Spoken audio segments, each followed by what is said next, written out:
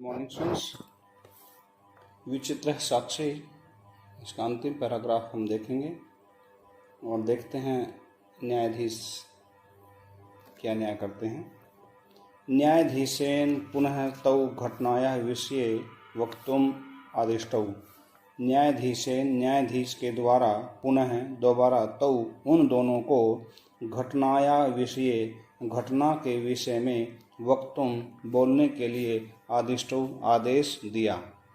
आरक्षिणी निष्पक्षम प्रस्तुतवती आश्चर्यम अघटत। सिपाही के द्वारा राजपुरुष के द्वारा या सिपाही के द्वारा अपना पक्ष प्रस्तुत करते हुए एक विचित्र घटना घटी। अर्थात जैसे ही सिपाही ने अपना पक्ष प्रस्तुत किया उसी समय एक घटना घटी। सह स्वः वह सो प्रावारकम अपसारी है। प्रावारकम होता है लबादा, लबादा होता है वो वस्त्र जिसको हमने ओढ़ा हुआ है, क्योंकि उसको शव समझ करके उसके ऊपर जो कपड़ा डाला हुआ था वो शव नहीं था, वो एक जीवित व्यक्ति था, उसके ऊपर कपड़ा डाला हुआ था, यानी कि उसने अपना वो कपड़ा ओढ़ा हुआ था। जो हम कपड़ा ओढ़ते हैं उसको लबादा बोलते हैं। तो लबादे को यानी कि जिस तरह से मृत व्यक्ति समझ के उसको जो कपड़ा डाला हुआ था उसको कफन समझ के उस पर डाला हुआ था, उसको उतार करके अपसारी में दूर करके न्यायाधीशम अभिवाद्य, न्यायाधीश को प्रणाम करके निवेदन किया कि उस शव ने उस वस्त्र को कपड़े को लबादे को उतार करके न्यायाधीश को प्रणाम करके उसको निवेदन किया, मान्यवर हे श्रीमान, एतेन आरक्षिणा अधोने यत उक्तम तत् वर्णयामि। एतेन आरक्षिणा, इस आरक्षी के द्वारा इस राजपुरुष ने मार्ग में जो कुछ कहा उसको मैं बता रहा हूँ। अधोने युक्तम तत् वर्णयामि, कि सिपाही के द्वारा रास्ते में अधोने यत उक्तम बिना शोर किए ही जो कुछ कहा तत् वर्णयामि, मैं उसका वर्णन कर रहा हूँ। तो संक्षेप में उन्होंने बता दिया। तो यह अहम चोरिताया मंजोषाया ग्रहणात वारित है कि तुम्हारे द्वारा मैं चोरी की पेटी को ग्रहण करने से ले जाने से वारित है रोका गया। अतः इसलिए निज कृत्य से फलम भुक्ष्व, अपने किए गए फल का परिणाम को भुगतो जिसको कहेंगे। अर्थात उसने उसको बता दिया कि सिपाही ने इसको इस प्रकार से कहा। अस्मिन् चौर्ये अभियोगे त्वं वर्षत्रयस्य कारादंडम लप्स्यसे। लप्स्यसे में लब धातु है। लभते लभेते लभन्ते, लभसे लभेथे लभध्वे, लभे लभा वहे लभामहे।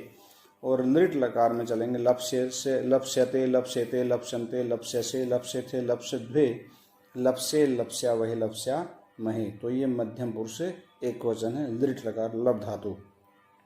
अस्मिन् चौर्ये अभियोग, इस चोरी के आरोप में तुम वर्षत्रयस्य 3 वर्ष का कारादंडम जेल लप्स्यसे प्राप्त करोगे। अर्थात तुम्हें इस चोरी के आरोप में 3 वर्ष की सजा मिलेगी। न्यायाधीश आरक्षिणे कारादंडम आदिश्य, न्यायाधीश ने सिपाही के लिए कारादंडम आदिश्य कारागार का आदेश दिया, जेल का आदेश दिया। तम जन्म ससम्मानम मुक्तवान, और उस व्यक्ति को आदर पूर्वक मुक्त कर दिया। अतः एव उच्यते, इसलिए ही कहा जाता है, दुष्कृतानि अपि कर्माणि मति वैभवशालिने नीति युक्तम समालंभ्य ले लिया एव प्रकुर्वते। एक एक शब्द का देखेंगे।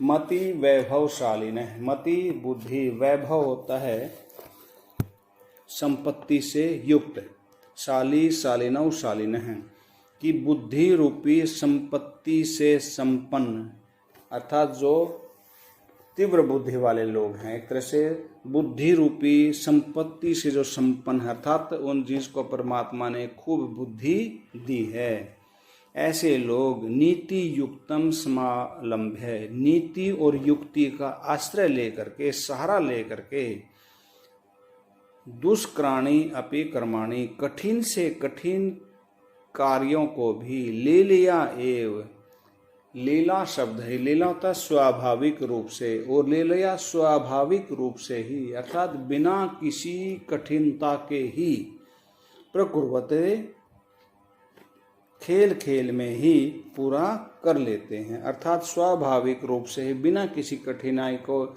उस कठिन से कठिन कार्य को भी आसानी से पूरा कर लेते हैं। कि बुद्धि से संपन्न जो लोग हैं, बुद्धि रूपी संपत्ति से जो संपन्न लोग हैं, अर्थात जो जिसको कहेंगे ब्रिलियंट लोग जो हैं, वो नीति युक्ति का आश्रय लेकर के कठिन से कठिन कार्य को भी स्वाभाविक रूप से ही, अर्थात बिना किसी कठिन कार्यों को भी खेल खेल में ही, स्वाभाविक रूप से नहीं कि खेल खेल में, बगैर किसी कठिनाई का सामना किए ही प्रकुर्वते पूरा कर लेते हैं। अर्थात उनके सामने जिस समय ये केस आया, उनका कोई साक्षी नहीं था, गवाह नहीं था कि कौन इनमें वास्तव में चोर है और कौन उसको चोर को पकड़ने वाला है। तो न्यायाधीश ने जो है एक युक्ति सूझी और उसके माध्यम से उन्होंने ये जान लिया कि वास्तव में चोर कौन है।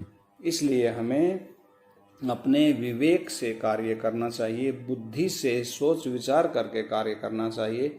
जिस प्रकार से न्यायाधीश ने अपनी बुद्धि का प्रयोग करते हुए एक युक्ति सोची और उस युक्ति के माध्यम से उन्होंने सच्चाई को जान लिया। इसलिए हमें जो है अपने बुद्धि का सदुपयोग करना चाहिए, सोच विचार करके कार्य करना चाहिए। धन्यवाद।